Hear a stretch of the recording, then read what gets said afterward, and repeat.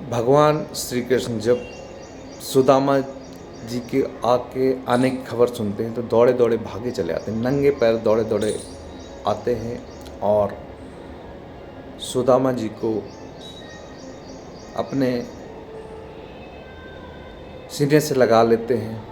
और फिर उनका जो आगे का वृत्तांत है मैं बताना चाहूँगा आपको कि जब श्री कृष्ण, एक आपने गाना भी सुना होगा, बता मेरे यार सुदामा रे भई घणे दिना में आया, बता मेरे यार सुदामा रे भई घणे दिना में आया। तो जब श्री कृष्ण उनको ले जाते हैं और कहते हैं कि उनके आंसुओं से उनके पैर धोते हैं, है ना, पैर कांटे लगे होते हैं, गंदे पैर होते हैं। तो भगवान श्री कृष्ण चूँकि उनके सखा थे बचपन के और उनके पैर उससे धोते हैं। फिर इसके पश्चात क्या होता है कि जब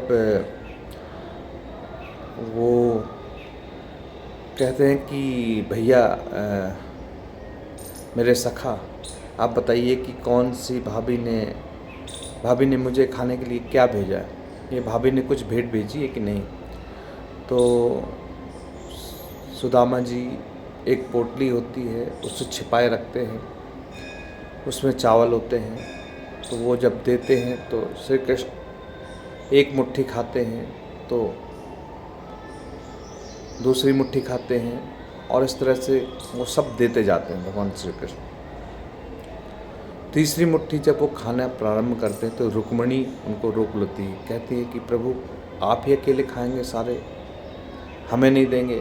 तो भगवान श्री कृष्ण वो वापस उस मुट्ठी को रख देते हैं। त्रिलोक का जो ऐश्वर्य है, जो समृद्धि, जो सुख है, वो सब श्री कृष्ण सुदामा जी को देना चाहते हैं। अब भगवान को ऐसी लीला करते देखकर रुक्मिणी से रहा नहीं जाता। पूछते हैं कि आखिर आप सुदामा जी की इतनी आवभगत और इतना क्यों देने के लिए आतुर है, आखिर उन्होंने ऐसा क्या किया। सखा ही तो है, दोस्त है, मित्र है, ठीक है आपने दे दिया, ऐश्वर्य दे दिया, संपत्ति दे दी, परंतु आप तो सब चीज़ दिए और उनके पैरों को आप आंसुओं से धो रहे हैं। तो भगवान कृष्ण यहीं नहीं रुके। जब सुदामा जी लेटे होते हैं तो भगवान श्री कृष्ण उनके पैर दबाते हैं। पैर दबाते दबाते सुदामा जी सो जाते हैं। फिर आकर रुक्मिणी पूछती हैं कि ऐसा क्या है, मित्र ही तो हैं आपके और उन्होंने ऐसा क्या किया आपके। तब भगवान श्री कृष्ण कहते हैं कि देखो, और वो तो रुक्मिणी और कहती कि देखो वो तो आपके चने खा गए थे, आपके हिस्से के जो चने थे वो खा गए थे, आप इनके लिए इतने उतावले, इतने अधीर क्यों हो रहे हैं। तो भगवान श्री कृष्ण कहते हैं कि देखिए, एक बार जो ये चने हैं मैं सुदामा को कभी जीवन में नहीं भूल सकता, क्योंकि सुदामा ने इस संसार को दरिद्रता से बचाया है। अगर सुदामा ने वो चने नहीं खाए होते तो ये संसार भी दरिद्र होता, क्योंकि जो चने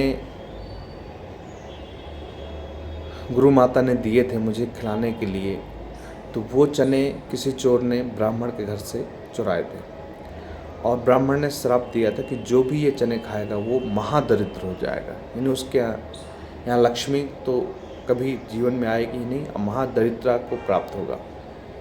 अब चूँकि मेरा मित्र सुदामा था तो उसको लगा कि अगर मैं ये पूरे चने खा जाऊँ तो मुझे बातें तो सुननी पड़ेंगी, किंतु मैं अपने मित्र कृष्ण को इस दरिद्रता से बचा लूँगा। और कृष्ण चूँकि सृष्टि के पालन करता है, जब कृष्ण ही दरिद्रता में गिर जाएंगे तो सृष्टि भी दरिद्र हो जाएगी, तो इसलिए उन्होंने पूरे चने खा लिए। तो रुक्मिणी आप ही बताओ कि मैं ऐसे महान, ऐसे परम मित्र को कैसे छोड़ सकता जिसने मेरा मुझे बचाने के लिए स्वयं महादरिद्र हो गया, स्वयं इतने कष्ट झेले, इतने जीवन के आताप झेले, जीवन के इतने दुख झेले, सिर्फ मुझे सुख देने के लिए, तो मैं उसके लिए क्यों न करूं। तो कृष्ण जैसा मित्र और सुदामा जैसा मित्र कोई नहीं है इस संसार में। तो मित्रता, तब रुक्मिणी को समझ में आया कि हाँ, कान्हा ठीक कह रहे हैं, सुदामा जी बहुत ही महान है और उनकी महिमा जितनी गाई जाए उतनी कम है। तो इसी के साथ जय श्री कृष्ण, राधे राधे, और आपका दिन शुभ हो। नमस्कार, जय श्री राम।